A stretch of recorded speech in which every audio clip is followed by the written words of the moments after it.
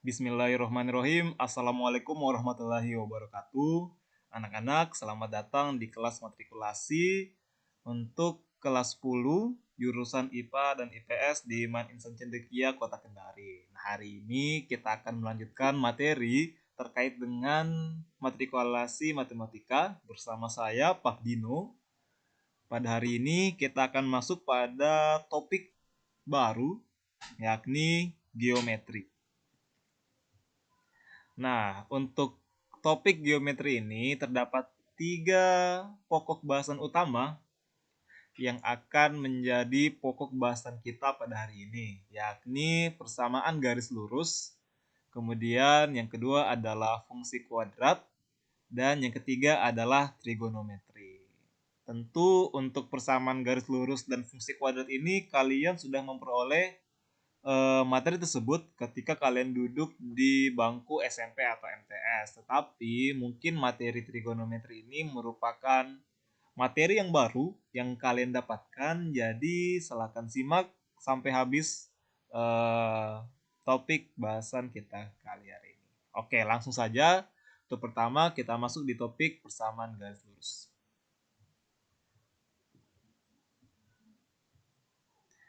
Oke, materi persamaan garis lurus tentunya kalian sudah belajar di kelas 8 semester 1. Nah, tentunya ada beberapa pokok bahasan pada materi persamaan garis lurus yang ini. Kita mulai, yang pertama adalah gradien atau kemiringan. Nah, gradien atau kemiringan biasanya disimbolkan sebagai M kecil. Nah, jadi kalau dapat huruf M kecil, maka itu adalah simbol gradien atau kemiringan dari suatu garis. Oke, apa itu gradien? Gradien adalah perbandingan antara jarak tegak terhadap jarak mendatar. Nah, kalau jarak tegak itu kita sebut sebagai vertikal, sedangkan jarak yang mendatar itu kita sebut sebagai horizontal. Nah, untuk menentukan gradien sendiri, kita rumuskan sebagai M sama dengan komponen sumbu Y dibagi dengan komponen sumbu X. Atau langsung kita rumuskan menjadi Y per X. Sekarang coba kita lihat gambar di samping ini. Nah, jadi pada gambar ini terdapat sebuah tangga yang bersandar pada dinding. Nah, jarak dari ujung tangga terhadap dinding adalah 50 meter, sedangkan tinggi dinding adalah 20 meter. Nah, jadi jika kita ingin menentukan kemiringan dari tangga ini, tinggal kita cek berapa komponen sumbu X dan berapa komponen sumbu Y. Tentunya komponen sumbu X itu adalah bagian yang horizontal atau yang mendatar, yakni 50 meter, dan komponen sumbu Y-nya adalah bagian vertikal atau yang tegak, yakni 20 meter. Sehingga kalau kita mencari gradiennya, rumusnya adalah 20 per 50 sama dengan 2 per 5. Jadi kemiringan tangga tersebut adalah 2 per 5. Nah, kemudian untuk mencari gradien garis yang melalui dua buah titik, terlebih dahulu coba kita lihat gambar berikut ini. Jadi pada gambar ini terdapat sebuah garis yang melalui dua buah titik, yakni titik A dengan koordinat x1, y1 dan titik B dengan koordinat x2, y2. Nah, untuk mencari gradien garis yang melalui dua buah titik ini, kita bisa menentukannya dengan menggunakan rumus gradien sama dengan delta Y per delta X. Delta Y adalah perubahan nilai Y, sedangkan delta X adalah perubahan nilai X. Nah, jadi kalau kita cari perubahannya, rumusnya menjadi Y2 dikurangi dengan Y1 diper dengan X2 kurang X1. Nah, jadi ini adalah rumus untuk mencari gradien yang melalui dua buah titik. Nah, sedangkan jika kita ingin menentukan jarak dua buah titik, misalnya kita ingin mengetahui berapa jarak dari titik A ke titik B. Jadi itu adalah jarak dua buah titik, maka kita bisa menggunakan rumus berikut. Jadi D atau simbol jarak itu sama dengan akar dari X2 dikurang X1 kuadrat ditambah Y2 dikurang Y1 kuadrat. Jadi ini adalah rumusan untuk mencari jarak antara dua buah titik.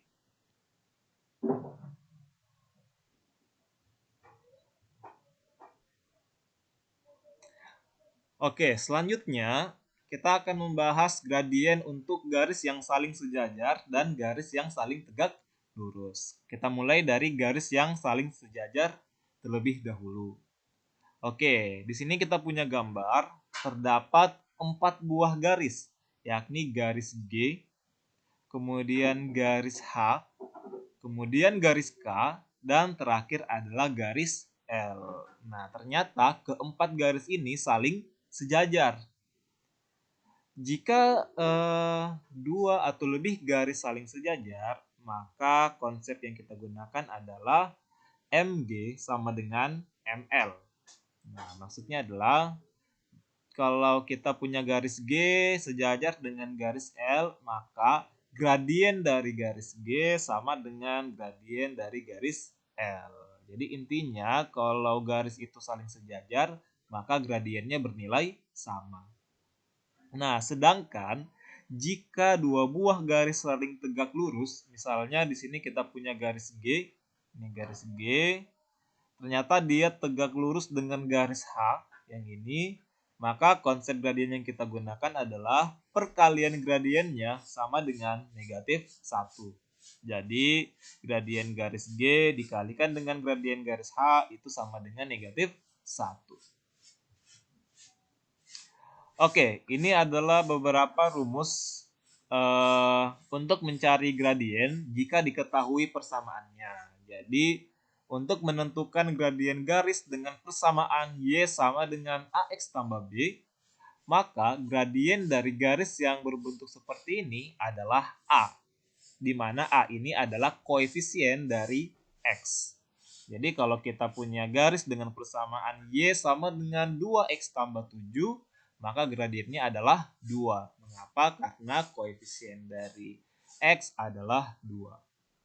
Selanjutnya, untuk garis dengan persamaan AX tambah BY sama dengan C, maka untuk menentukan gradiennya itu bernilai negatif A per B. Oke, jadi untuk menentukan gradiennya kita bisa gunakan rumus negatif A per B, di mana A adalah koefisien X dan B adalah koefisien Y. Begitu pula untuk gradien garis dengan persamaan AX tambah BY tambah C sama dengan 0. Jadi sama, untuk mencari gradiennya kita bisa gunakan rumus M sama dengan negatif A per B, di mana A adalah koefisien sumbu X dan B adalah koefisien, A adalah koefisien X dan B adalah koefisien Y. Oke, kalau tadi kita sudah membahas terkait dengan cara menentukan gradien, maka sekarang kita akan masuk ke topik menentukan persamaan garis lurus. Oke, jadi untuk menentukan persamaan garis lurus tergantung berapa titik yang diketahui. Nah, di sini ada dua persamaan. Persamaan pertama adalah jika garis itu melalui satu buah titik. Jadi kalau dia hanya melalui satu buah titik, anggaplah titiknya itu X1, Y1 dan dia bergradien M. Maka untuk menentukan persamaan garisnya, kita bisa menggunakan rumus Y dikurangi dengan Y1 sama dengan M dikali dengan X dikurangi X1. Di mana M adalah gradien, sedangkan X1, Y1 di sini adalah titik yang dilalui. Sedangkan untuk mencari persamaan garis yang melalui dua buah titik, misalkanlah titik yang dilalui itu adalah X1, Y1 dan X2, Y2, maka persamaannya adalah Y dikurangi dengan Y1 diper dengan Y2 dikurang Y1 sama dengan X dikurangi X1 diper dengan X2 kurang X1. Nah, jadi ketika kalian ingin menentukan persamaan garis, perhatikan dulu berapa titik yang diketahui. Selanjutnya, jika kita ingin menentukan jarak titik ke suatu garis, jadi misalnya ada titik A dengan koordinat x1, y1. Kita ingin mencari jaraknya terhadap garis dengan persamaan AX tambah BY tambah C sama dengan 0. Maka jaraknya atau D itu sama dengan nilai mutlak dari, jadi kalau tanda garis seperti ini itu adalah simbol dari nilai mutlak. Nilai mutlak dari AX1 ditambah BY1 ditambah C diper dengan akar dari A kuadrat ditambah B kuadrat. Jadi caranya sebenarnya kita tinggal memasukkan nilai X1 dan Y1 ke garis yang ini. Nah, jadi X1 masuk di X menjadi AX1 ditambah Y1 masuk di Y menjadi BY1 ditambah dengan C tetap diper dengan akar dari A kuadrat tambah B kuadrat. Nah, itu dia pembahasan terkait dengan persamaan garis lurus. Selanjutnya kita melangkah ke contoh soal. Oke. Di sini kita mempunyai contoh soal, terdapat gambar garis seperti ini. Jadi sini ada titik P dengan koordinat 0,2, kemudian ada titik Q dengan koordinat 5,0, ada titik R dengan koordinat 3,4. Nah, pertanyaannya adalah buatlah persamaan garis PQ. Nah, jadi kita diminta untuk mencari persamaan garis PQ. Kemudian tentukanlah jarak titik R ke garis PQ. Nah, jadi berapa jarak dari titik R ini ke garis PQ?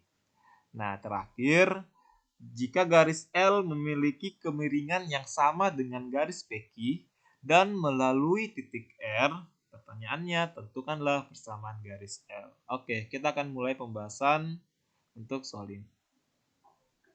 Oke, untuk soal pertama kita harus mencari persamaan garis PQ. Nah, kalau kita lihat persamaan garis PQ ternyata dia melalui dua buah titik. Titik yang dilalui adalah titik P dengan koordinat 0,2 dan titik Q dengan koordinat 5,0. Maka, untuk menentukan persamaan garis PQ, kita menggunakan rumus yang melalui dua buah titik, yakni Y dikurang Y1 diper dengan Y2 kurang Y1 sama dengan X kurang X1 diper dengan X2 kurang X1. Di mana kita misalkan saja X1, Y1-nya adalah titik P, X1-nya 0, Y1-nya 2, sedangkan X2, Y2-nya kita misalkan sebagai titik Q, yakni X2-nya 5 dan Y2-nya 0. Kalian boleh membaliknya, jika kalian ingin memisahkan ini sebagai X1, Y1 dan ini X2, Y2 itu tidak ada masalah. Jadi bisa saja kalau kalian menukar X1, Y1 dan X2, Y2. Oke, kita sudah memisalkannya, maka tinggal kita masukkan ke rumus yang kita punya. Kita peroleh Y dikurang Y1, Y1-nya adalah 2, diper dengan Y2 kurang Y1, artinya adalah 0 dikurangi 2, sama dengan X dikurang X1, X1-nya adalah 0, dan X2 kurang X1, X2-nya 5, X1-nya 0. Y kurang 2 tetap, 0 kurang 2 minus 2, sama dengan X kurang 0 itu X, 5 kurang 0 sama dengan 5. Nah, setelah dapat bentuk ini, kita bisa melakukan proses kali silang. Jadi, Y kurang 2 kita kalikan dengan 5. Y dikali 5, 5Y dikurangi dengan 2 kali 5 sama dengan 10. Kemudian, X dikalikan dengan minus 2 sama dengan minus 2X. Terakhir, supaya tampilannya lebih bagus, maka bisa negatif 2X ini kita pindah ruaskan ke kiri sehingga dia menjadi positif. Menjadi positif 2X tambah 5Y kurang 10 sama dengan 0. Nah, jadi inilah persamaan garis PQ, yakni 2X tambah 5Y kurang 10 sama dengan 0. Pertanyaan A selesai. Nah, selanjutnya kita melangkah ke soal bagian B, yakni kita diminta untuk menentukan jarak dari titik R ke garis PQ. Nah, sebelumnya Pak Guru sudah membahas rumus terkait dengan jarak titik ke garis. Misalnya kita punya titik R dengan koordinat 3,4. Kita akan mencari jaraknya ke garis PQ dengan persamaan 2X tambah 5Y kurang 10 sama dengan 0. Maka kita menggunakan rumus D sama dengan nilai mutlak dari AX1 ditambah BY1 ditambah C diper dengan akar A kuadrat ditambah B kuadrat, di mana A, B, C itu adalah koefisien garis, sedangkan X1, Y1 adalah koordinat titik yang diketahui. Jadi pada soal ini, titik X1, Y1-nya adalah 3,4, sedangkan nilai A, B, dan C-nya adalah A-nya 2, B-nya 5, C-nya minus 10. Sehingga kalau semua komponen ini kita masukkan ke rumus jarak, kita peroleh jarak titik R ke garis PQ adalah nilai mutlak dari AX1 berarti 2 dikali 3 ditambah BY1 5 dikali 4 ditambah C, karena C-nya minus 10 berarti kita kurangi 10. Dipart dengan akar dari A kuadrat tambah B kuadrat. Berarti dipart dengan akar 2 kuadrat tambah 5 kuadrat. Oke, kita sederhanakan. 2 kali 3 sama dengan 6. Ditambah 5 kali 4, 20. Berarti 26. Dikurangi 10 sama dengan 16. Dipart dengan akar dari 2 kuadrat 4 ditambah dengan 5 kuadrat 25 menjadi akar 29. Oke. Nilai mutlak dari 16, ingat kalau kalian belum paham terkait dengan nilai mutlak dari suatu bilangan itu hasilnya selalu positif. Jadi kalau kita mau mencari berapa nilai mutlak dari 16, maka hasilnya adalah 16. Sedangkan kalau misalnya kita mau mencari nilai mutlak dari negatif 16, maka nilainya adalah positif 16. Mengapa? Karena nilai mutlak suatu bilangan hasilnya pasti positif. Oke, dipart dengan akar 29. Karena akar 29 tidak ada atau kita tidak bisa sederhanakan, maka kita tetapkan saja menjadi akar 29. 16 per akar 29 bisa kita rasionalkan dengan mengalihkan akar 29 per akar 29. Sehingga hasilnya menjadi 16 per 29 akar 29. Oke, jadi jarak titik R ke garis PQ adalah 16 per 29 akar 29. Nah, sedangkan soal bagian C akan saya tugaskan untuk kalian kerjakan sendiri. Nah, jadi tugas pertama kalian adalah jawablah pertanyaan bagian C, yakni garis L memiliki kemiringan yang sama dengan garis PQ dan melalui titik R. Tentukanlah persamaan garis L. Itu adalah tugas pertama kalian. Oke, itu dia pokok bahasan kita terhadap persamaan garis. Selanjutnya kita akan pindah ke topik bahasan kita kedua, yakni fungsi kuadrat. Oke, bentuk umum dari fungsi kuadrat adalah Y sama dengan AX kuadrat ditambah BX ditambah dengan C, di mana A nilainya tidak boleh sama dengan 0. Di sini adalah contoh gambar dari grafik fungsi kuadrat. Nah, jadi ini adalah grafik fungsi kuadrat berbentuk parabola. Di sini ada titik potong terhadap sumbu X yang kita simbolkan sebagai X1,0 dan X2,0. Kemudian di sini ada titik potong terhadap sumbu Y dengan koordinat 0, C. Dan di sini adalah sumbu simetri. Jadi sumbu simetri ini membagi parabola menjadi dua bagian sama besar. Sedangkan titik yang terletak di bawah ini itu kita sebut sebagai titik puncak. Nah, untuk menentukan titik potong terhadap sumbu X dari fungsi kuadrat, syaratnya adalah nilai Y sama dengan 0. Sedangkan untuk mencari titik potong terhadap sumbu Y, maka syaratnya adalah X sama dengan 0. Nah, terakhir, untuk menentukan titik puncak, itu titik puncaknya terdiri dari X puncak, Y puncak. Saya simbolkan XP, YP. Di mana XP rumusnya adalah min B per 2A. Ini juga sebagai nilai sumbu simetri. Sedangkan YP sama dengan negatif D per 4A. Ini juga sebagai nilai optimum atau nilai ekstrim dari fungsi kuadrat. Di mana di sini ada nilai D. D itu adalah diskriminan dengan rumus B kuadrat dikurangi dengan 4AC, di mana nilai A, B, dan C merupakan koefisien dari fungsi kuadrat. Nah, kaitannya dengan diskriminan atau D, ternyata dia mempunyai kriteria tersendiri. Nah, jadi dia tergantung titik potong terhadap sumbu X. Di sini ada hubungan antara sketsa kurva serta hubungan dengan sumbu X. Jadi kalau kita lihat kurvanya ini memotong sumbu X di dua titik dan membuka ke atas, maka syaratnya adalah A lebih besar dari 0 dan D lebih besar dari 0. Ingat, A di sini tadi adalah koefisien dari X kuadrat.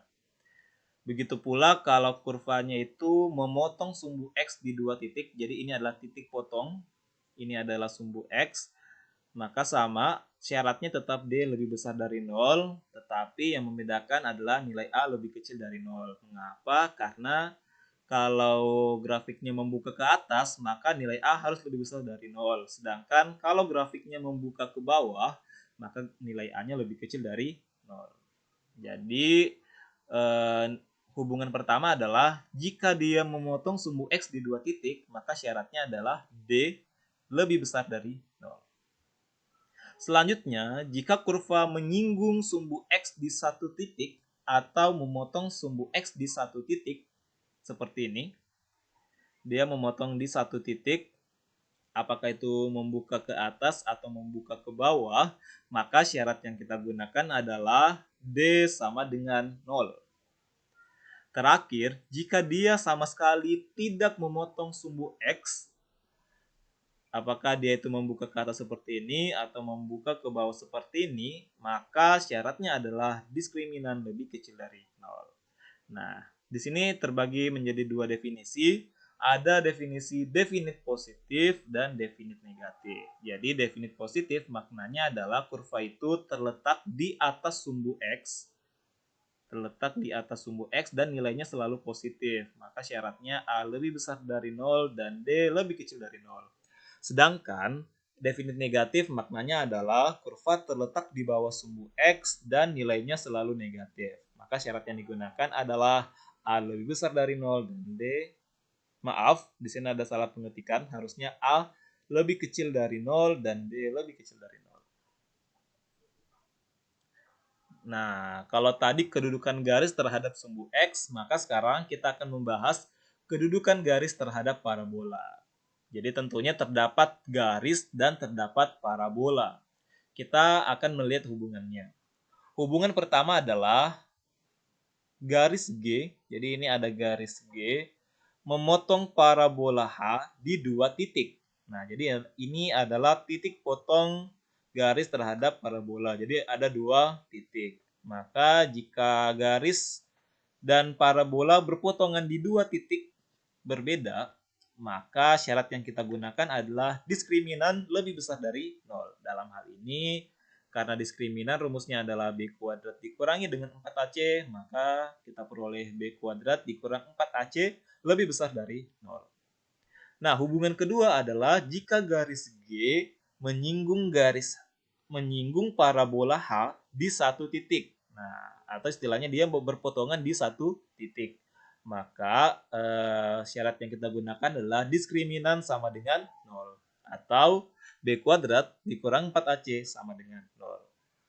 Terakhir, jika garis G itu sama sekali tidak berpotongan atau tidak menyinggung dengan parabola H, maka syarat yang kita gunakan adalah diskriminannya lebih kecil dari 0 atau B kuadrat kurang 4AC kurang dari 0. Nah, untuk penggunaannya, mari kita lihat contoh soal berikut. Oke, contoh soal pertama. Jika parabola Y sama dengan AX kuadrat ditambah A dikurang 4X ditambah 7, ternyata dia bersinggungan dengan garis Y sama dengan 3X kurang 2. Maka nilai A adalah titik. Apakah A 1 atau 50, B min 1,49, C 1,49, D 7 atau negatif 49, atau mungkin E 9 atau 50. Jadi di sini ada nilai A yang nilainya kita belum ketahui. Jadi kita harus cari terlebih dahulu. Nah, bagaimana cara mencarinya? Kita lihat kata kunci dari soal ini. Kata kuncinya adalah dia saling bersinggungan. Nah, kalau ada kata kunci bersinggungan, otomatis kita akan menggunakan konsep diskriminan. Konsep diskriminan apa yang kita gunakan? Jadi di penjelasan sebelumnya, kalau garis dan parabola saling bersinggungan, maka konsepnya adalah D sama dengan 0. Jadi konsep ini yang akan kita gunakan. Oke, jadi langsung saja kita bahas. Diketahui parabola Y sama dengan AX kuadrat ditambah A kurang 4X tambah 7 bersinggungan dengan garis Y sama dengan 3X kurang 2. Maka syaratnya adalah D sama dengan 0 atau B kuadrat dikurang 4AC sama dengan 0. Sebelum kita menggunakan syarat ini, terlebih dahulu kita gabungkan kedua persamaan menjadi sebuah persamaan kuadrat. Jadi kita gabungkan persamaan pertama dengan persamaan kedua dengan cara mensubstitusikan nilai Y sama dengan 3X kurang 2 ke parabola ini. Jadi nilai Y yang ini kita ganti dengan 3X kurang 2. Kita peroleh AX kuadrat ditambah A kurang 4X ditambah 7 sama dengan 3X kurang 2. Nah, karena bentuk ini belum sederhana, kita sederhanakan dulu sehingga kita peroleh persamaan kuadrat. Jadi 3X kurang 2 kita pindah ruas. 3X pindah ruas menjadi negatif. Negatif 2 pindah ruas menjadi positif. Oke. Kita sederhanakan kembali. AX kuadrat, karena AX kuadrat tidak mempunyai teman, maka kita tuliskan saja kembali.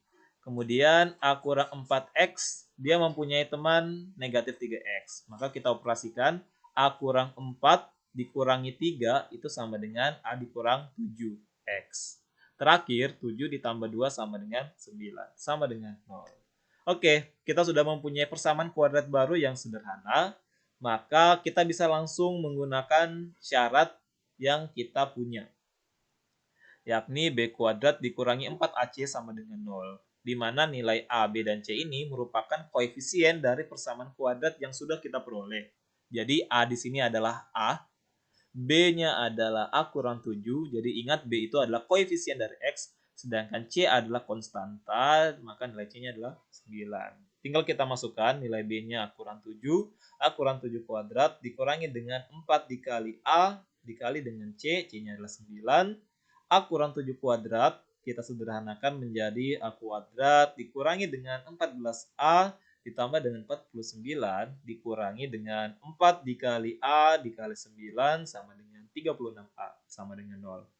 Oke, A kuadrat tidak mempunyai teman di sini, maka kita tuliskan kembali. Negatif 14A kita bisa kurangi dengan 36A menjadi negatif 50A. Terakhir ditambah 49 sama dengan 0. Sehingga untuk mencari nilai A bisa kita faktorkan menjadi A kurang 1 dikali dengan A kurang 49 sama dengan 0. Sehingga kita peroleh A sama dengan 1 atau A sama dengan 49. Oke, jadi kita sudah mendapatkan nilai A. Jadi jawabannya adalah C, 1 atau 49. Nah, itu dia untuk pembahasan dari contoh soal nomor 1. Selanjutnya kita melangkah ke contoh soal nomor 2. Untuk contoh soal nomor 2, kita mempunyai kurva parabola dengan persamaan Y sama dengan AX kuadrat dikurangi BX. Kemudian terdapat titik 1, minus 1 dan titik 3,3 terletak pada parabola tersebut. Kita diminta untuk mencari nilai A kuadrat ditambah B kuadrat diper dengan 2AB kuadrat. Oke, jadi di sini ada nilai A dan B yang belum diketahui, maka kita harus cari dulu. Kemudian kita bisa mendapatkan apa yang ditanyakan. Nah, untuk mencari nilai A dan B, maka kita kan sudah mempunyai titik-titik yang diketahui. Titik-titik ini kita masukkan ke persamaan ini. Misalnya titik 1, minus 1, maka X-nya 1, Y-nya minus 1. Kita substitusikan ke persamaan. Maka kita akan memperoleh sebuah persamaan linear dua variabel. Begitu pula dengan titik 3,3, kalau kita substitusikan ke persamaan ini, maka kita akan memperoleh persamaan linear dua variabel. Ya, dalam variabel A dan B. Nah, jadi dari dua persamaan yang kalian temukan tadi, silakan mencari nilai A dan B dengan menggunakan metode eliminasi dan substitusi, sehingga jika kalian sudah mendapatkan nilai A dan B, maka tentunya kalian sudah bisa mencari nilai A kuadrat tambah B kuadrat per 2AB pangkat 2. Dan ini menjadi tugas kedua kalian. Oke, jadi kalian sudah mempunyai dua buah tugas, silakan dicatat. Itu dia pembahasan terkait dengan fungsi kuadrat. Silakan banyak berlatih dari buku atau mungkin cari-cari soal di internet terkait dengan fungsi kuadrat. Terakhir, materi terakhir kita adalah trigonometri. Oke. Apa itu trigonometri? Jadi trigonometri adalah ilmu yang mempelajari tentang segitiga atau pengukuran pada segitiga. Jadi segitiga yang menjadi pokok utama dalam trigonometri ini adalah segitiga siku-siku. Misal, kita mempunyai segitiga siku-siku seperti ini. Jadi ini panjangnya adalah A, ini panjangnya adalah B, dan sisi miringnya itu panjangnya adalah C. Kemudian di sini ada sebuah sudut yang kita simbolkan sebagai alfa. Nah, A ini kita sebut sebagai sisi di hadapan sudut. Mengapa? Karena dia tepat berada di hadapan sudut alfa. Kemudian B ini kita sebut sebagai sisi samping sudut karena dia terletak di samping sudut. Sedangkan C otomatis dia adalah sisi miring pada segitiga siku-siku. Perbandingan trigonometri yang akan kita pelajari adalah sin atau sinus, cos atau cosinus, tan atau tangent. Nah, jadi dalam trigonometri kita punya istilah yang kita sebut sebagai sin atau sinus, cos atau cosinus, dan tan atau tangent. Nah, untuk mencari sinus alfa dari segitiga, kita bisa menggunakan rumus sisi depan dibagi dengan sisi miring. Atau jembatan keledainya adalah demi. Depan dibagi miring. Nah, karena sisi depan sudutnya adalah A dan sisi miringnya adalah C, maka sinus alfa dirumuskan sebagai A per C. Nah, untuk mencari cos alfa, itu rumusnya adalah sisi samping sudut dibagi dengan sisi miring, atau jembatan keledainya adalah sami. Sami adalah samping dibagi miring. Sisi sampingnya adalah B dan sisi miringnya adalah C.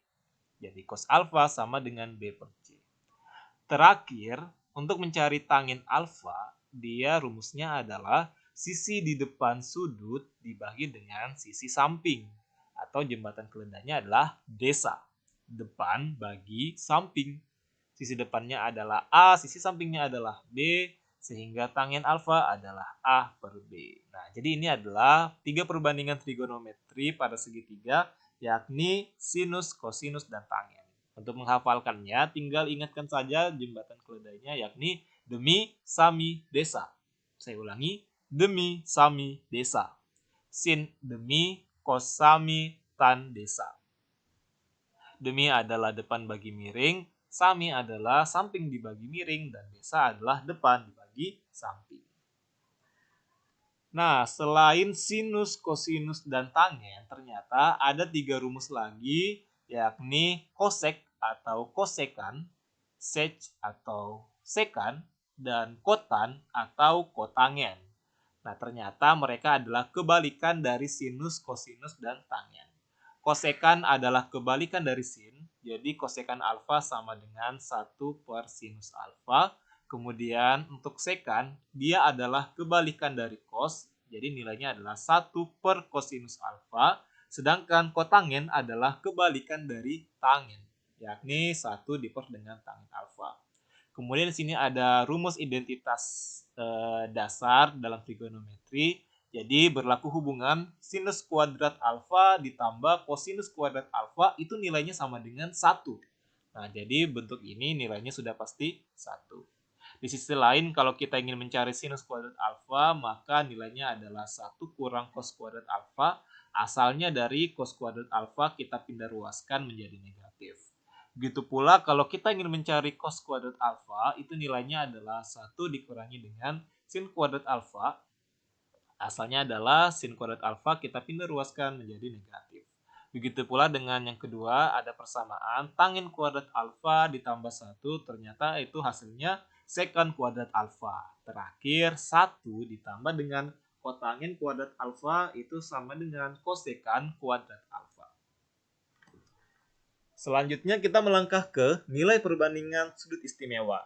Nah, di sini ada 3 buah segitiga yang tentunya kalian sudah familiar karena segitiga-segitiga ini sudah kalian pelajari ketika kalian duduk di bangku kelas 8 SMP atau MTS pada pokok bahasan teorema Pitagoras. Nah, jadi kalau kita punya segitiga siku-siku dengan sudut 45 derajat, 45 derajat, maka perbandingannya adalah 1, 1 akar 2. Sedangkan kalau kita mempunyai segitiga siku-siku dengan sudut 30 derajat, 60 derajat, dan 90 derajat, maka perbandingan sisinya adalah 1 akar 3, 2. Terakhir, kalau kita punya segitiga siku-siku dengan sudut 37 derajat, 53 derajat, 90 derajat, maka perbandingan sisinya adalah 3, 4, 5.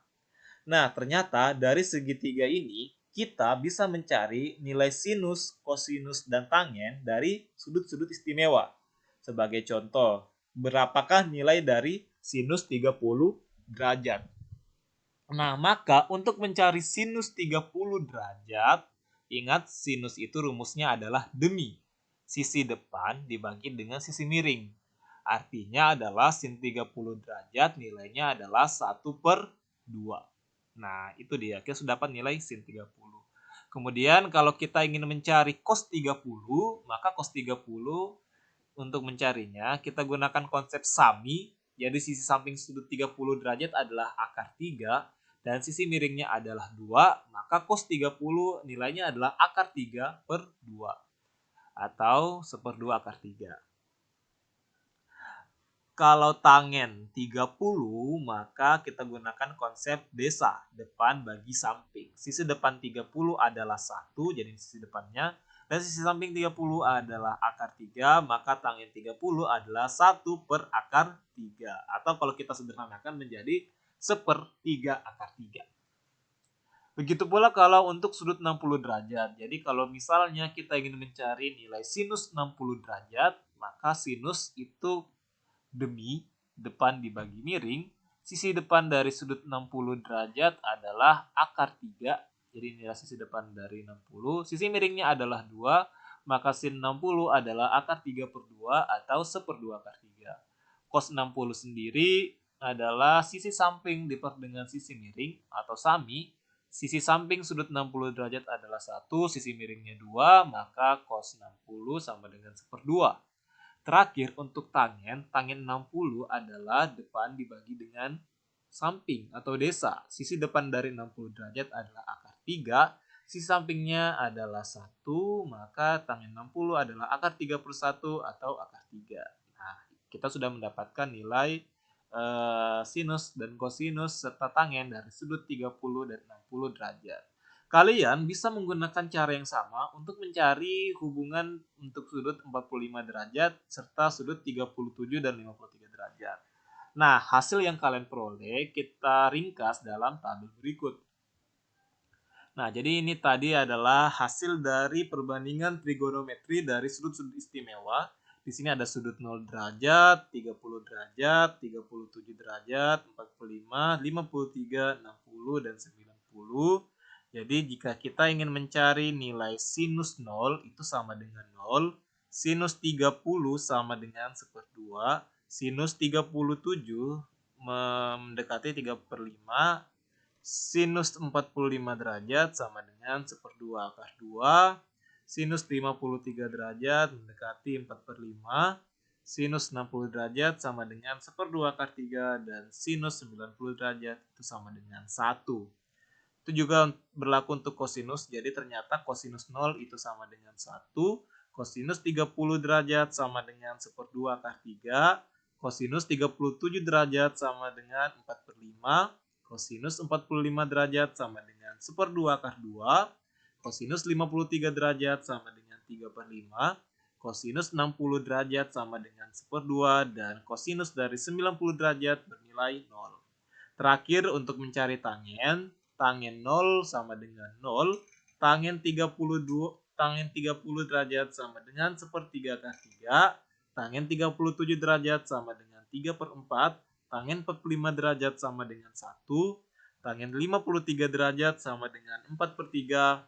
Tangen 60 derajat sama dengan akar 3. Dan tangen 90 derajat bernilai tak hingga atau mendekati tak hingga. Jadi untuk nilai-nilai ini silakan dihafalkan karena penggunaannya sangat penting dalam geometri.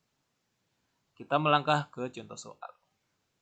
Contoh soal pertama, di sini kita mempunyai segitiga ABC dengan panjang sisi BC sama dengan 6. Kemudian di sini ada sudut theta. Sayangnya kita belum mengetahui berapa panjang AB dan panjang AC. Oke, saya bacakan soalnya. Diketahui salah satu sudut segitiga siku-siku ABC adalah theta. Jadi ini adalah simbol theta. Jika diketahui sinus theta sama dengan 3/5 dan panjang sisi di seberang theta adalah 6. Jadi ini adalah sisi di seberang theta atau istilah lainnya adalah sisi di depan sudut theta. Hitunglah cos theta, tangen theta, kosekan theta, sekan theta, dan kotangen theta. Oke, kita melangkah ke pembahasan. Jadi sebelum kita menghitung nilai cos, tan, kosekan, sekan, dan kotangen, kita harus mencari panjang sisi AB dan AC terlebih dahulu. Nah, untuk mencarinya, kita bisa menggunakan nilai yang diketahui. Nilai yang diketahui tadi adalah sinus dan panjang BC. Oke, ingat sinus. Kalau kita mencari sinus theta, maka rumusnya adalah demi sisi depan dibagi sisi miring. Sisi depannya adalah BC, sisi miringnya adalah AC. Maka kita tuliskan sin theta sama dengan CB atau BC diper dengan AC. Oke, karena sin theta sama dengan 3/5, maka 3/5 sama dengan BC per AC. BC kita sudah tahu nilainya 6 dan AC yang belum kita ketahui. Sehingga kita bisa lakukan proses kali silang. Kita peroleh AC sama dengan 6 dikali 5 dibagi 3. 6 kali 5, 30. 30 dibagi 3 sama dengan 10. Maka nilai AC di sini adalah 10. Karena AC kita sudah ketahui, maka kita bisa mencari AB dengan menggunakan teorema Pythagoras. Oke, jadi untuk mencari AB rumusnya berdasarkan teorema Pythagoras adalah AC kuadrat dikurangi dengan BC kuadrat. AC tadi kita sudah dapatkan 10 dikurangi dengan BC nilainya 6 kuadrat berarti 100 dikurangi 36 atau 64. Karena masih berbentuk kuadrat, maka kuadratnya kita pindah ruaskan menjadi akar. Akar 64 sama dengan 8. Maka AB sama dengan 8. Lengkaplah sudah komponen dari segitiga ini sehingga kita bisa mencari perbandingan trigonometrinya. Cos theta itu sama dengan sami atau sisi samping bagi sisi miring. Sisi samping sudut adalah AB, AB itu 8 dan sisi miringnya adalah AC sama dengan 10. Maka hasilnya adalah 8/10 atau 4/5. Tangen rumusnya adalah desa atau sisi depan dibagi dengan sisi samping. Sisi depannya adalah 6, sisi sampingnya adalah AB yakni 8. Jadi tangen theta sama dengan 6/8 atau 3/4. Kosekan adalah 1/sin, maka 1/sin sinusnya tadi adalah 3/5 atau hasilnya adalah kalau kita seperkan menjadi 5/3. Sekan adalah 1/cos, jadi kalau kita seperkan 4/5 hasilnya adalah 5/4. Terakhir, kotan adalah 1/tangen. Karena tangennya 3/4, maka 1/3/4 adalah 4/3. Jadi itulah nilai perbandingan trigonometrinya. Itu dia pembahasan soal nomor 1, kita melangkah ke soal nomor 2. Ada soal cerita, seseorang memandang puncak menara MTQ dengan sudut elevasi 60 derajat. Jadi dia memandang puncak MTQ ke atas dengan sudut 60 derajat. Jarak pandang mata orang tersebut dengan puncak adalah 20 meter. Jadi jarak mata dengan puncak MTQ itu 20 meter. Pertanyaannya adalah tentukan jarak orang tersebut dengan tubuh MTQ. Jadi untuk menjawab soal ini, kalian harus mengilustrasikan gambarnya terlebih dahulu atau sketsa gambarnya terlebih dahulu. Maka dia akan membentuk sebuah segitiga siku-siku. Silakan gunakan perbandingan trigonometri yang kalian gunakan atau yang kalian sudah pelajari sebelumnya untuk mencari jarak orang tersebut dengan tubuh MTQ. Nah, jadi soal ini menjadi tugas ketiga kalian untuk matrikulasi matematika. Jadi kita sudah mempunyai 3 tugas, 1 nomor di persamaan garis, 1 nomor di fungsi kuadrat, dan 1 nomor di trigonometri. Oke, sekian pembahasan kita untuk materi geometri pada hari ini. Jika ada yang tidak dipahami, silakan bertanya melalui kolom komentar. Insya Allah akan dibahas satu persatu. Sekian dari saya. Terima kasih. Wassalamualaikum warahmatullahi wabarakatuh.